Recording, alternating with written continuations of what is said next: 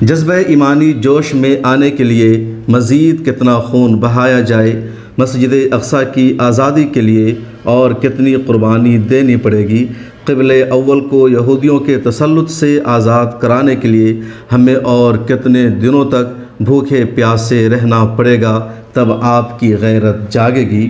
یہ سوال کیا ہے اسماعیل ہانیہ نے عرب کے حکمرانوں سے۔ حماس کے سیاسی دفتر کے سربراہ شیخ اسماعیل ہانیہ نے اسلامی اور عرب ممالک کے حکمرانوں سے خطاب کرتے ہوئے کہا ہے کہ فلسطینی عوام کا مزید کتنا خون بہانا پڑے گا جس سے اللہ کی خاطر آپ کا غصہ بھڑک اٹھے اور صہیونی جرائم اور عزائم کے خلاف آپ کوئی قدم اٹھائیں اور جامع منصوبہ سازی کریں۔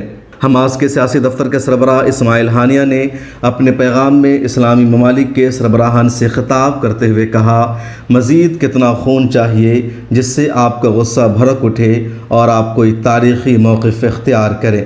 انہوں نے صہیونی اور اسرائیلی حملوں کی طرف اشارہ کرتے ہوئے کہا، ظالم صہیونی غزہ میں کسی امتیاز کے بغیر سبھی کو نشانہ بنا رہے ہیں۔ چھوٹے بچے اور بے گناہ خواتین اور بوڑھے ان حملوں میں شدید متاثر ہو رہے ہیں۔ انہوں نے یہ بھی کہا، اسرائیل کی دہشت گردی کی وجہ سے صہیونی حکومت کی سیاہ تاریخ میں ایک اور باب کا اضافہ ہوا ہے۔ فلسطینی مجاہدین نے طوفان الاقصیٰ کے ذریعے غاصب صہیونیوں اور اسرائیلیوں کی نیندیں خراب کر دی ہیں۔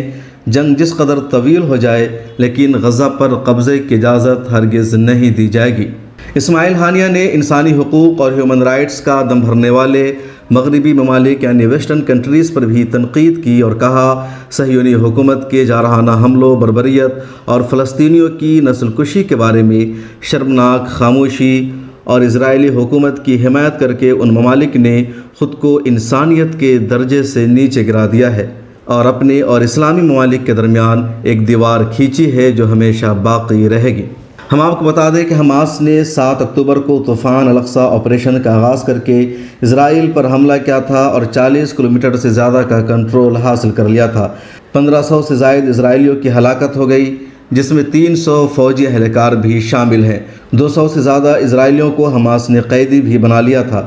اس حملہ میں اسرائیل کا اب تک کی جنگوں میں سب سے زیادہ نقصان ہوا ہے اور پوری دنیا میں اسرائیل کی ٹیکنالوجی ایجنسی، خفیہ ایجنسی اور جنگی ساز و سامان ایکسپوز ہو گئے ہیں۔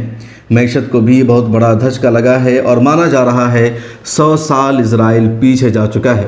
اس واقعے کے بعد اسرائیل نے غزہ پٹی پر فوراً حملہ شروع کر دیا اور حماس کے لڑاکوں سے بدلہ لینے کے لیے اس نے غزہ پٹی کے عام فلسطینیوں، بچوں اور مہیلاؤں کو نشانہ بنانا شروع کر دیا، جس کو اسرائیل انتقامی کارروائی قرار دے رہا ہے۔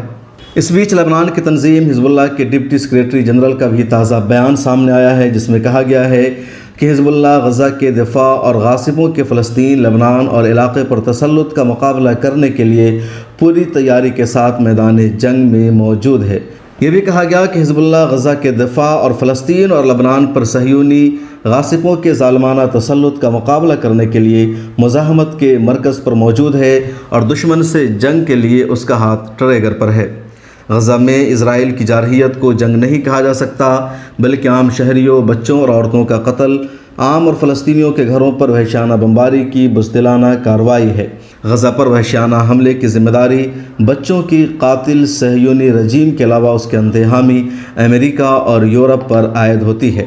الاقصیٰ طوفان آپریشن اسرائیل کے لیے ایک ناقابل فراموش ہار اور ذلت آمیز تاریخی رسوائی اور شکست ہے، جبکہ امریکہ اور یورپ کی جانب سے اسرائیل کی جارحیت اور بربریت، دہشت گردی کی حمایت پوری انسانیت کے لیے باعث شرم ہونے کے ساتھ ناقابل فراموش شکست بھی ہے۔ بیورو رپورٹ، ملت ٹائمز۔